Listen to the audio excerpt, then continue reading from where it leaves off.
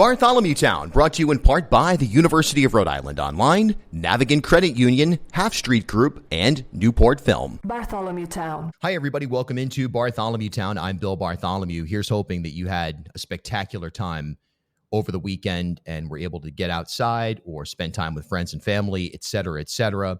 I mean, it was so beautiful just driving around Rhode Island. And look, I was in South County a bunch. I was in Newport a bunch, Providence a bunch. I was up in Northwest Rhode Island. I saw so many people over the last couple of days. I feel like my social diet, my social appetite has been thoroughly satisfied. And just a reminder of how spectacular Rhode Island is. I mean, let's be honest about it. What a beautiful place. I'm always reminded of that on these kinds of, long weekends or event-filled weekends. When you bump into people, you see old friends, I meet listeners, I see people from our community gathering. It's just a magical thing. And we should be really thankful for it. I know I am, for sure. And again, anybody that I had the chance to meet this weekend, we had some great conversations on some stuff related to Rhode Island politics. And just in general, it was a spectacular time. And again, I hope that you had an opportunity to enjoy that as well. Of course, right now, I mean, what's happening in Texas, the flood in Texas, I mean, it is just utterly heartbreaking and hard to imagine. It's hard to even wrap our heads around the devastation, the horror that's taking place down there. Of course, we're just doing everything we can to send positive energy to that community that has been so dramatically impacted, especially the fact that so many kids have literally been caught up in this storm. There's been a lot of discussion about whether or not cuts on a meteorological level have impacted the predictability or the ability, I should say, for forecasters to accurately predict the flash floodings. I don't know enough about it. I've heard different sets of analysis on this. They're conflicting. The government itself, the Department of Homeland Security, they put out a statement saying, nope, there were no issues with a lack of available forecasting for the storm in Texas. It is what it is. It's a horrible thing, but it doesn't matter if we had left everything intact or in terms of NOAA or in terms of any funding for forecasting. But again, that's disputed.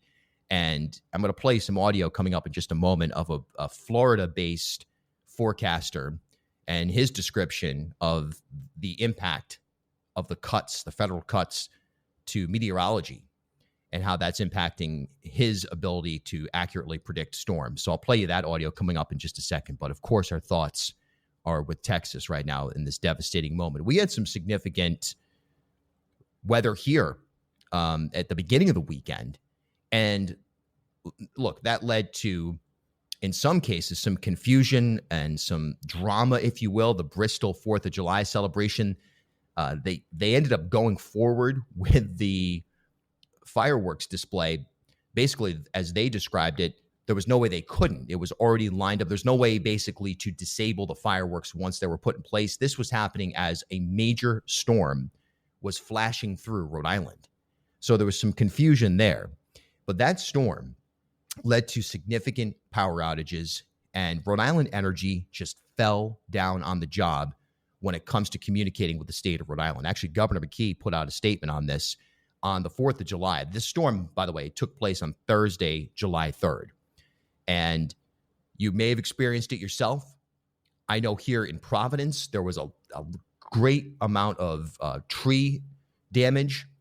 There were power outages. I was down in Garden City on the morning of the 4th of July, and I bumped into some people who were in the grocery store because they said, look, we don't have power, and we're just kind of milling around the grocery store just to try to stay cool. Rhode Island Energy, they want to get into the game of rate increases, and yet on a customer service level, they were absolutely horrible, at least at the beginning of this set of power outages in the storm itself. McKee puts out a statement. He says, our team met with Rhode Island Energy this morning, this is on the 4th of July, to address the impact of last night's storm and their response. We made it clear that the communications and systems issues, including an outage map failure, are unacceptable, and we've asked them to conduct a full review of their systems ahead of any future storms. Approximately 20,000 customers remain without power, and over 100 additional crews have been mobilized to support restoration efforts. By Sunday, I saw a Channel 12 story. Rhode Island Energy says, well, our system was overloaded. There was really nothing we could do about it. The outage map, there's nothing we could do. The system was simply overloaded. And now we've only got a couple of power outages here and there. We've basically done a great job of fixing this. Okay, fine. But here's the thing. Rhode Island Energy, they're in the business of electricity and providing literally power to the homes and businesses and the infrastructure in the state of Rhode Island, right? And they want and are justifying rate increases, which impact us on a very basic and acute level. It's more expensive to have electricity. And they want to do that at the same time as they say, well, our system was overloaded when you guys actually needed us. When you actually needed that level of communication, we weren't able to provide it for you. Sorry, we'll try to do better next time. Yeah, that's not acceptable. It made me think of, there was a program several years ago now. It must have been like 2020, 2021, where members, I believe it was DSA, Democratic Socialists of America, driven. But I remembered having a lot of conversations on the back end with the people who were involved in the Nationalize Grid project. That's when National Grid, Rhode Island Energy was previously National Grid, whatever. Nationalize the grid. It got me thinking this past weekend as the communications really, again, so much of crisis management, as we've seen so very much so in the forefront of the Washington Bridge, for example. So much of the responsibility comes down to communication and having that relationship that is a two-way, bi-directional conversation with the people that you're serving. So I thought about the Nationalized Grid effort, and hey, you can make the argument, do you really want to have the same people who brought you the Washington Bridge, state government, be responsible for your electricity? What's it going to be? Peter Alvidi's cousin, Joey Alvidi, is going to be the director of energy or something like that. I mean, there are definite arguments that government itself is ill-equipped to handle these types of things, and the private sector can do a better job of managing, can do a better job in terms of response, can do a better job in terms of investment, right? But I also think that when you take a look at something as essential as energy, right? I mean, how about the wind turbines? The argument on the wind turbines is, well, everybody, we're going to eventually be able to power our state with wind, or a significant portion of it with wind, and it's going to lead to a greener, cleaner future. Okay, the offshore wind stuff. But it's not as if somebody came to the state and said, hey, everybody toss in, how about, everybody throw in $200-300 and we'll buy a bunch of wind turbines. And once we get those things running, yeah, there's going to be maintenance fees. There's going to be operational costs. It's not going to be a one and done expense. And then everybody's got free electricity forever. But in theory, it could be something closer to that, right? Where, hey, everybody in the state of Rhode Island, do we agree? You could hold a vote. Do we all want to go in on this series of this array of turbines? And if we do it, then everybody's going to get basically a chunk of electricity, eventually maybe their entire need, paired perhaps with solar and traditional energy, if you want to call it that. And we're going to save a bunch of money, and the government, the state, is going to manage it. And you're going to essentially own the electricity as a collective. That version of Nationalize the Grid, that's actually, that's what they try to sell you on. Like, oh, this is our infrastructure. We're all in it together. But what took place over the weekend here in Rhode Island was anything but that. I just think it's the fact that they came out on Sunday and went on Channel 12 and maybe other places as well, Rhode Island Energy, and said, well, we had that systems outage. We did what we could and we were overloaded, but, we're good now. I don't trust that one bit. And when it comes to storm communications, infrastructure in general, we need to have a far greater amount of scrutiny on the private sector if we're in fact going to continue to have private energy. Again, those arguments are there. It's more nimble, it's more cost effective perhaps in the long run, not inclusive of rate increases, but from a fundamental cost expense related conversation, because you've got a national or perhaps global consortium of providers and equipment that can essentially give you a kind of a bulk buying approach to electrical restoration. But there needs to be a lot more scrutiny. That was awful. They want to raise the rent, so to speak. They want to pipe in more expenses into your operation. They got to do a better job. And all of that, again, in tandem with what's taken place in Texas. Don't compare the two beyond just the very, very basics, because what's taken place in Texas doesn't compare to what's taken place here in Rhode Island. But it shows a danger when it comes to cuts in so many aspects of science, particularly meteorology.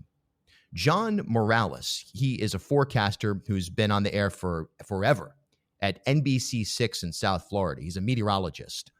And he actually, this was quite a bold piece of audio and video that I'm about to play. This is during an actual newscast. I wonder if anybody here in our market, the meteorologists in our market on television and otherwise, if anybody else will have the courage to make the kind of presentation that John Morales made over the weekend. And he begins this by a little bit of a flashback. What I'm about to play for you is actually, he comes out on the screen and he plays, the first thing you'll hear is sort of a flashback to a previous hurricane forecast. And then he gets into the contemporary landscape. Check this out. Right? When is it going to turn? John, it's not turning. It's coming straight to us. It's going to turn. All right? The turn was never forecast to be on Sunday. The turn isn't even on Monday morning. The turn will come Monday afternoon, Monday evening, into Tuesday. Remember that?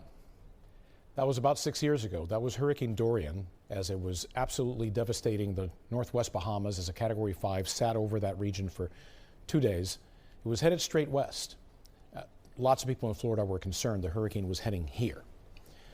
And as you've grown accustomed to my presentations over my 34 years in South Florida newscasts, confidently, I went on TV and I told you, it's going to turn. You don't need to worry. It is going to turn. And I am here to tell you that I am not sure I can do that this year because of the cuts, the gutting, the sledgehammer attack on science in general, and I could talk about that for a long, long time, and how that is affecting the U.S. Leadership in science over many years, and how we're losing that leadership, and this is a multi-generational impact on science in this country, all right? But specifically, let's talk about the federal government cuts to the National Weather Service and to NOAA. Did you know that Central and South Florida National Weather Service offices are currently basically 20 to 40% understaffed? From Tampa to Key West, including the Miami office, 20 to 40% understaffed. Now, this type of staffing shortage is having impacts across the nation because there's been a nearly 20% reduction in weather balloon launches that carry those radiosondes. And what we're starting to see is that the quality of the forecasts is becoming degraded. There's also a chance, because of some of these cuts, that NOAA Hurricane Hunter aircraft will not be able to fly this year, and with less reconnaissance missions, we may be flying blind.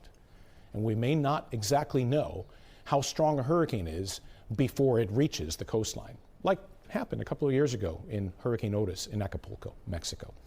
So I was asked to talk about this today. I'm glad I was. I just want you to know that what you need to do is call your representatives and make sure that these cuts are stopped. Bartholomew Town. Are you ready to take the next step in your career? At URI Online, they offer business and leadership-focused programs designed to fit your life. Whether your goal is to advance your career in fields like public administration, supply chain management, or training and development, their online programs provide the flexibility you need with a high-quality education you deserve. Learn more from experienced faculty and collaborate with a network of professionals, all from the comfort of your home or wherever life takes you. Visit uri.edu/online to explore programs and start building your future today. URI Online, Learn anywhere with us. Newport Film is celebrating 15 years of outdoor documentary film screenings every Thursday through August 28th. New critically acclaimed documentaries curated from Sundance, South by Southwest, and Tribeca screen at ever-changing, iconic outdoor locations across Newport and Aquidneck Island. A beloved summer tradition. Pack your blanket and lawn chair. Arrive early for free popcorn, live music, and filmmaker conversations. Head to newportfilm.com for all details. As Rhode Island's first ever member-owned credit union, Navigant Credit Union has been a staple in the local business community for more than 108 years. Yeah. Today, Navigant is a $3.4 billion institution serving more than 136,000 members across 25 physical branch locations. But since its founding in 1915, the mission has never changed. Navigant Credit Union's team of financial professionals have remained committed to improving the financial well-being of the families, businesses, and communities they serve across Rhode Island. Learn more at navigantcu.org. Half Street Group brings a new generation's perspective to leadership communications, strategic public relations, and digital marketing. Half Street helps organizations and leaders take control of their own stories and manage their reputations. They get results for their clients by focusing on audience, message, and culture, and by leveraging their decade-long relationship with media and opinion leaders in the Ocean State and throughout New England. Join me and Half Street Group founder and president Mike Rea for a conversation every month about news of the day, the hottest media analysis, and a look behind the scenes at how impactful leaders drive conversations. Learn more at halfstreetgroup.com. Yeah, that's John Morales on NBC6 in South Florida. How about that? That's courageous. That's standing up for the people that you serve. That's real journalism right there, by the way. And I want to see it from the meteorologists in this market. And we'll certainly be following up with, we're going to be having Congressman Magaziner and I'm sure Congressman Amo and so on and so forth. The delegation, as always, on the show. And this will be something that we include. Are you kidding me? I mean, the idea that there's been such a significant attack on science is already such a disgrace, and it's making us as a country, I can guarantee you right now, I can tell you from firsthand experience, all right, that our status as a nation already diminished by so much that's happening. One of the bastions that continue to make us a city on the hill at some level is our scientific and, generally speaking, our ability to produce and disseminate knowledge. And what's happening in just one acute area, National Weather Service, NOAA cuts, undermines that in a disgraceful way. And let's hope that somehow, some way, I mean, this is just all part of a much broader discussion on how we revive, at least try to get back to some level of stability in so many aspects of our country. What an awful moment for science.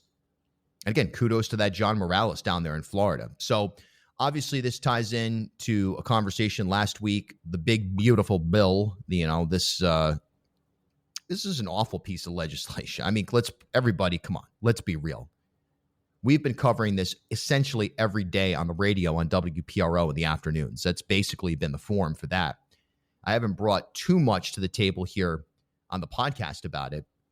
For one, because it's been fast moving and it feels much more appropriate for live radio. But also I want to wait. Again, I really want to get into it with the members of our delegation and perhaps other members of Congress that we can start to think about, okay, this went through, now what? Obviously, the now what is 2026, flipping both chambers. That's one thing. And 2028, getting a substantially ready-to-roll presidential candidate for Democrats to at least try to rein in some of the nonsense that's taken place in when you look at the big, beautiful bill, it's nonsense. The celebratory environment that some of these people have that support this have found themselves in is delusional. Again, so many of, if not almost every front line that we face as a country right now, let's go ahead and just take it down to the Rhode Island level. So much of it is us versus them. Who's us? Most of us. I don't care if you make $15,000 a year, $32,000, $47,000, $97,000, $137,000, doesn't matter. Most of us are in the bracket of us. And who are we against? Them. It's the billionaire class, okay? It's the sliver of the population that will benefit from this. And from an ideological and ethical standpoint, I don't know who benefits from things like a reduction in access to healthcare. All right, corporations benefit, but everybody loves somebody that is going to be impacted by this bill and by this policy. And it mimics so much of Project 2025, and it mimics so much of the sort of low information approach that Donald Trump is engaged in. You know, again, going back to the weather thing, he comes out and says, oh, no, there's no way that we made any cuts that could have impacted what took place in Texas or here. They're going to do everything they can to distance themselves from wrongdoing and instead embarrass themselves by coming out with kind of garbage on a daily basis to justify what took place in the big, beautiful bill. What does that mean for Rhode Island? We're going to see. Well, one thing that came out of this in terms of Rhode Island is Governor Dan McKee. Look, McKee, he's in it for 2026. He's going to be running for governor. He's got the campaign team. I mean, he's the only announced candidate right now. But I think a lot of people thought, well, why wouldn't he just retire Lyndon Johnson style, kind of disappear into the sunset, the Washington Bridge? He's not going to get over that hurdle. Remember, there was that horrible poll that came out. He was at like 19%. I saw another poll today. All New England governors performed badly, as did Donald Trump. McKee, he was at around 25% in that poll that I just read in the Boston Globe roadmap from McGowan. But here's the thing. McKee, when Trump 2.0 began, remember that McKee went down to the White House. He called into WPRO Live. We had him on. Right after the White House, National Governors Association met with Trump at a luncheon. You know, McKee said, hey, look, my wife and I, Susan, we took a photo with Trump. You know, we want to let him know that we need the money for the Washington Bridge. And it's all been sort of terrified about not getting the money for the Washington Bridge. And he has taken a milquetoast approach to going after Trump 2.0 for most of this year.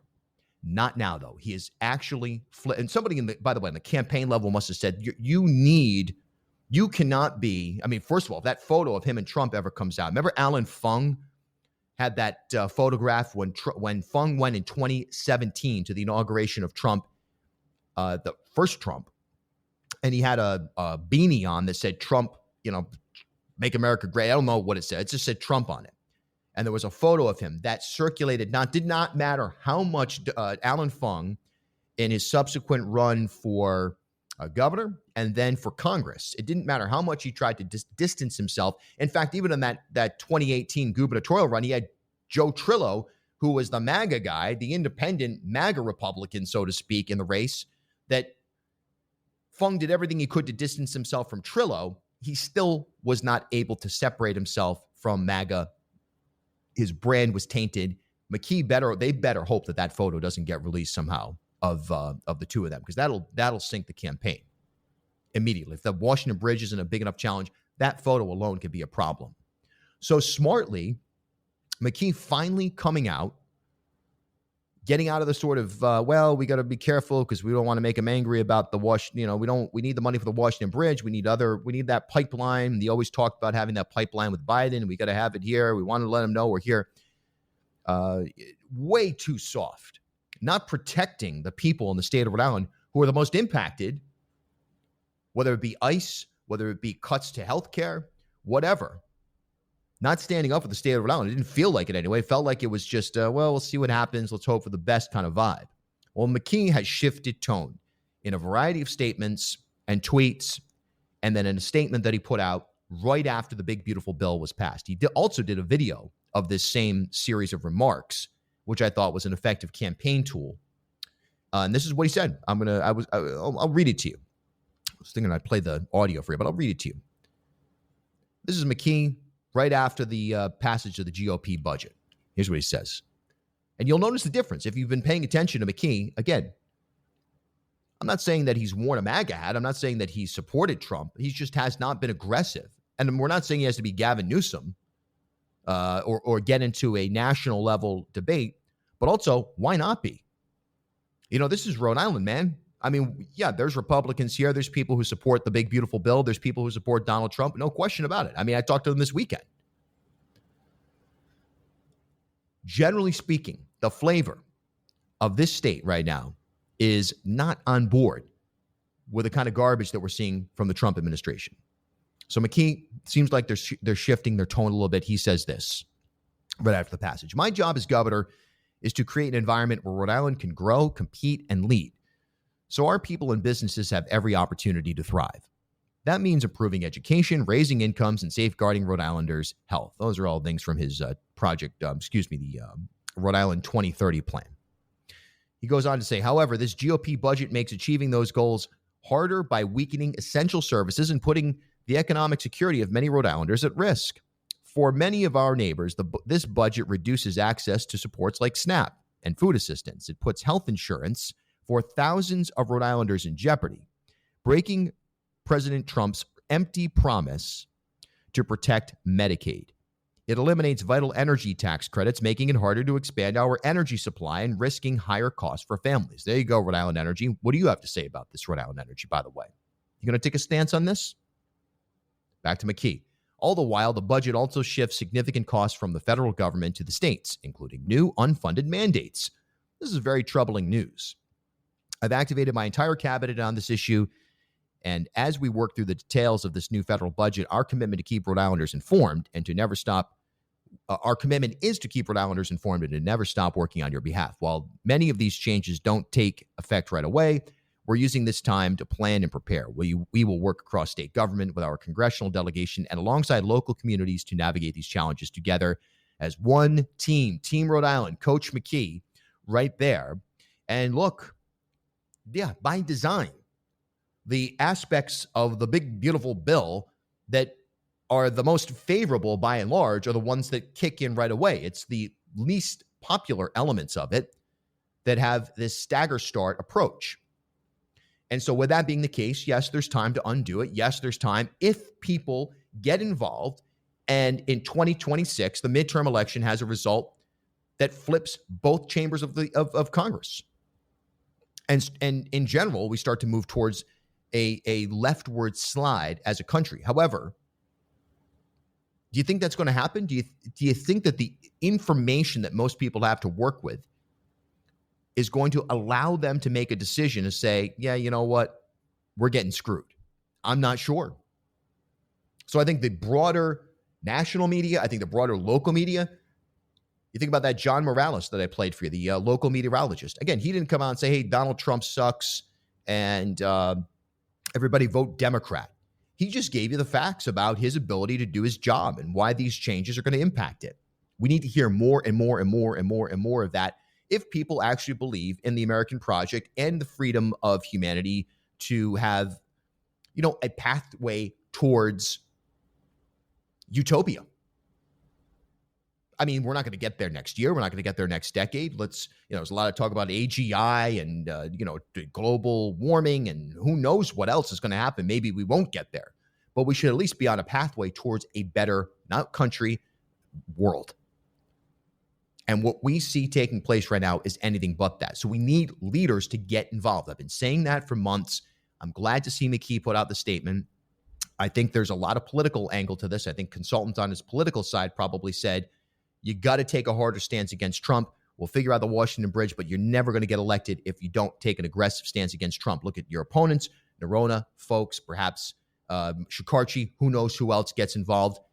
There needs to be an aggressive stance. They're going to take it. You've got to take it as well. You can't get pinned down as MAGA in any way, shape, or form. And McKee's not MAGA.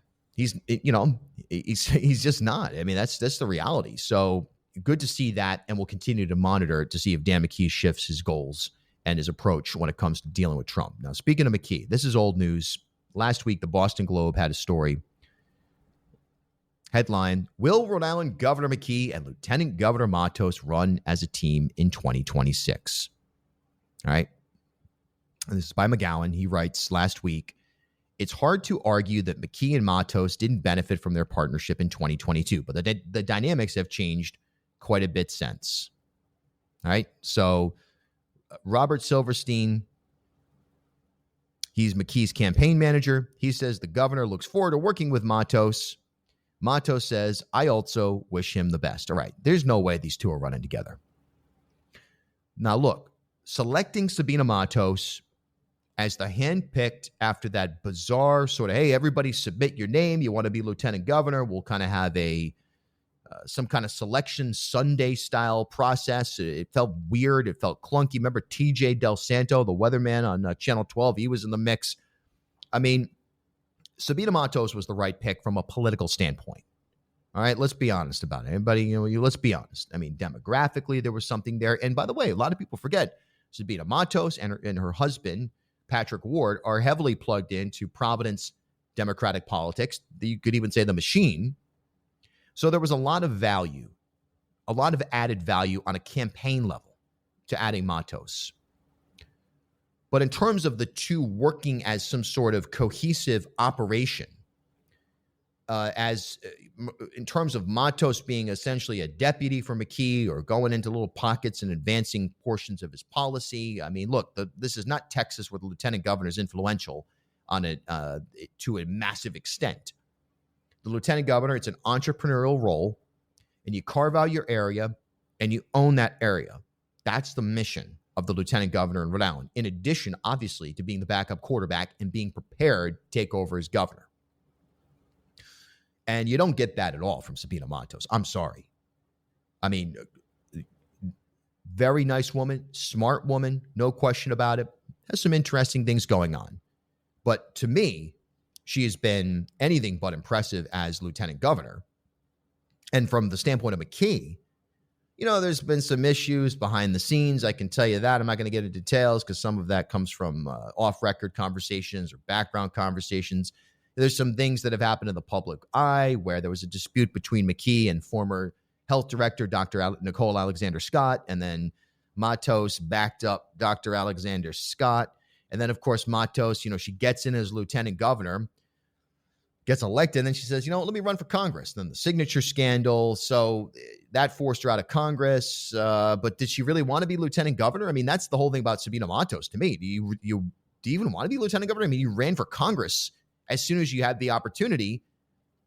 You got crushed, and now you're back as lieutenant governor. But do you really want to be there? Lieutenant governor should be the public advocate. Just like in New York City, they have the public advocate. It's a significant political position. It should have that element. You think Sabina Matos knows what's going on in your community, in your life? When is she making statements that either advance your cause or Dan McKee's cause? She's just kind of floating in space. I don't think there's any chance they run as an organized team. I think Matos obviously is going to run again. She's already said she is, and we'll see who gets into that race. And let's be honest about it. I have indicated, and it's been published in a number of media outlets. It's been discussed on the radio. It's been written about in the papers. It's been mentioned on television that I, Bill Bartholomew, am considering running for lieutenant governor in a Democratic primary. And we'll have more on that later. I'll make my decision, and I will tell you exactly why I'm running, and I'll tell you exactly what I see as an opportunity there at some point down the line. But I think it's anytime we're talking about the lieutenant governor, I mean, what are we going to feign the idea that I haven't said that I'm interested in potentially getting into that race? No, I'll tell you that. But the conversation from that Boston Globe article is, I think, a germane one to just assessing not only Rhode Island politics, but Rhode Island government, where perhaps you voted for McKee and Matos as a team thinking, all right, cool, we got somebody who is going to be deputized, again, to use that word, and sort of be an extra voice on some of the projects that McKee is trying to advance. And that's just not the case.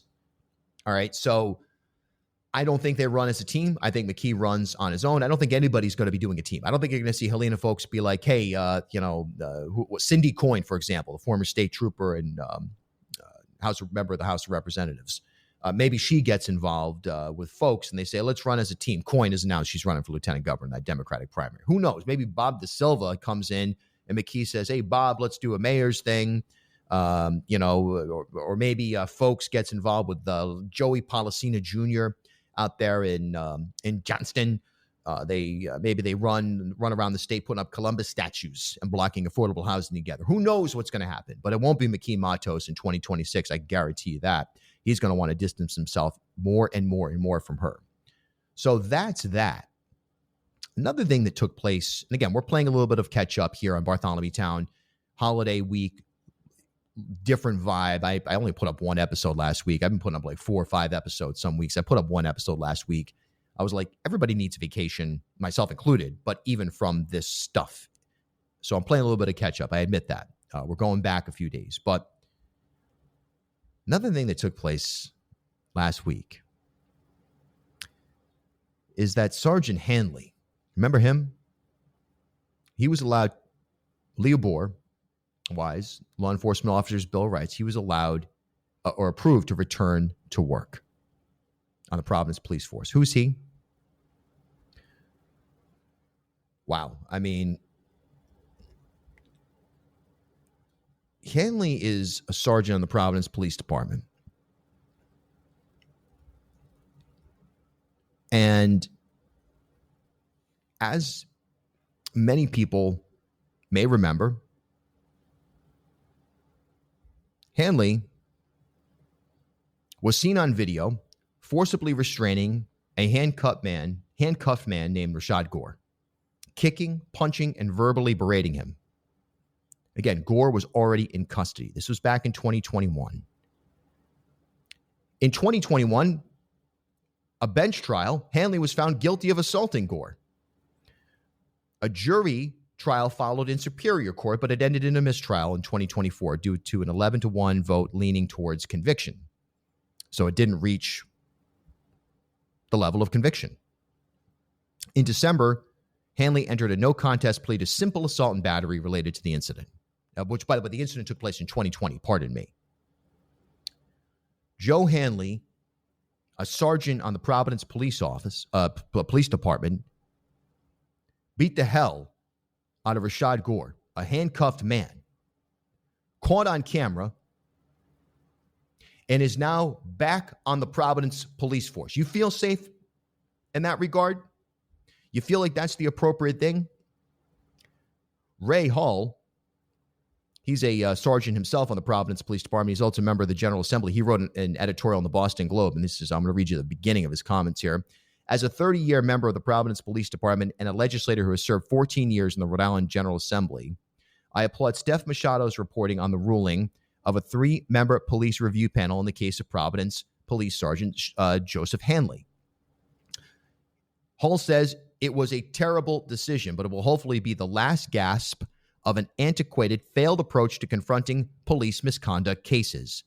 In deciding the final case under the old LEOBOR process, Cranston Police Major Todd Padalano and retired police sergeant from Providence, Robert Bohm, who was the former head of the Providence Police Union, gave us a powerful reminder of what can go wrong when insiders make decisions designed to protect their own rather than prioritizing what is best for the community. In a 2-1 ruling, these panel members voted to suspend Sergeant Hanley for 45 days without pay instead of firing him, essentially saddling the department with an officer the panel unanimously agreed had violated Providence's use of force policy on 4 separate occasions when he kicked and stood on the legs of a black man already in handcuffs and uttered profanities at him while doing so. That's Ray Hull. He's a cop. He's a Providence cop, a sergeant, member of the General Assembly. This is a disgrace that Joe Hanley is going to be wearing a Providence police uniform. In and of itself is an embarrassment and shameful. The fact that we have a process in this state that we have not been able to undo adequately after all of that which we've witnessed around LEOBOR, around police misconduct, and as a nation, the social compact that we seem to arrive at least in certain areas, following the murder of George Floyd, it is an embarrassment and it is a disgrace. Channel 12 caught up with Providence Mayor Brett Smiley on this. First, from the Target 12 investigators, deeply disappointed. That's what Providence's mayor calls a panel's decision that a suspended police officer accused of assaulting a suspect back in 2020 can return to his job. Sergeant Joseph Hanley has been on unpaid leave for nearly 5 years. We first reported on the decision last Friday. Target 12 investigator Alexandra Leslie joins us now in studio with what else the mayor had to say. Alex. Mayor Brett Smiley says he's not happy with the outcome and that the city is deciding if they will appeal.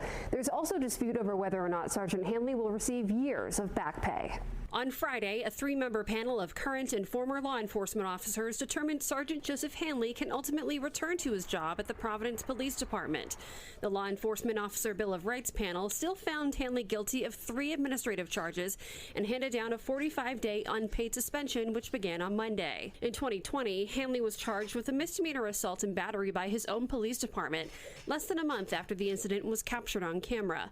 It's a case inherited by Providence Police Colonel Oscar Perez and Mayor Brett Smiley. We're deeply disappointed and we're worried that this will erode the trust that Providence Police have worked so hard to build. You think so, Mayor? Definitely. In the written decision, the 2 members of the panel in favor of reinstating Hanley said their ruling did not exonerate Hanley.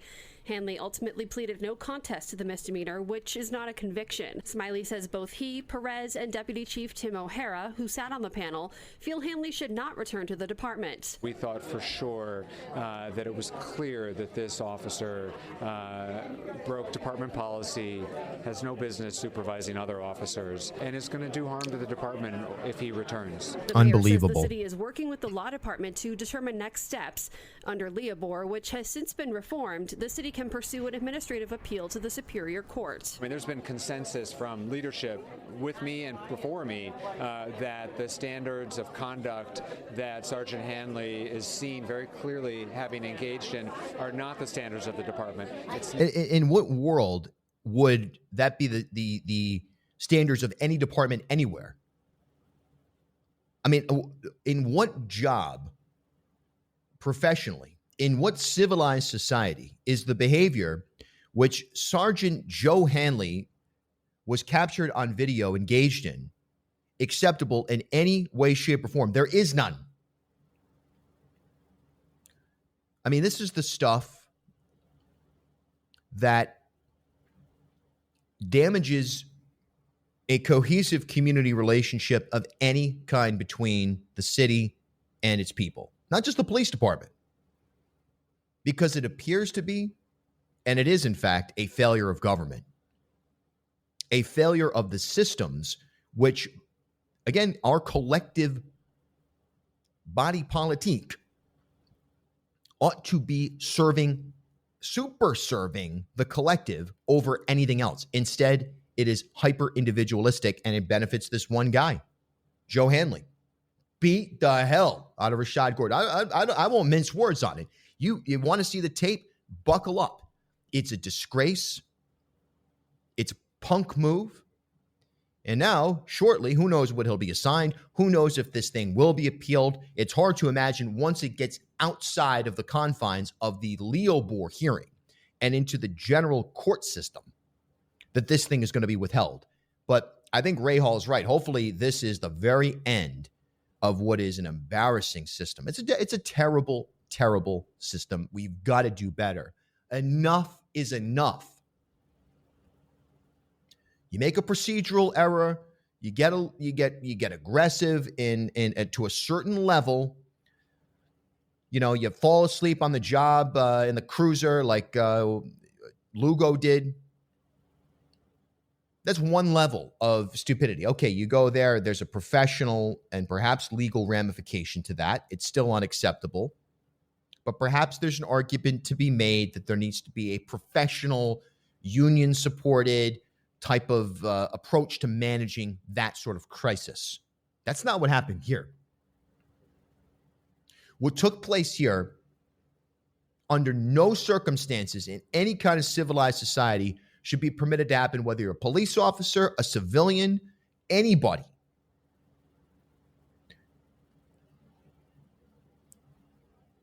Rashad Gore was beaten by Joe Hanley while Gore was in a defenseless position. He was a handcuffed individual getting beat up by Joey Hanley, a punk who's now back on the force in Providence, wearing, of all things, a sergeant's emblem.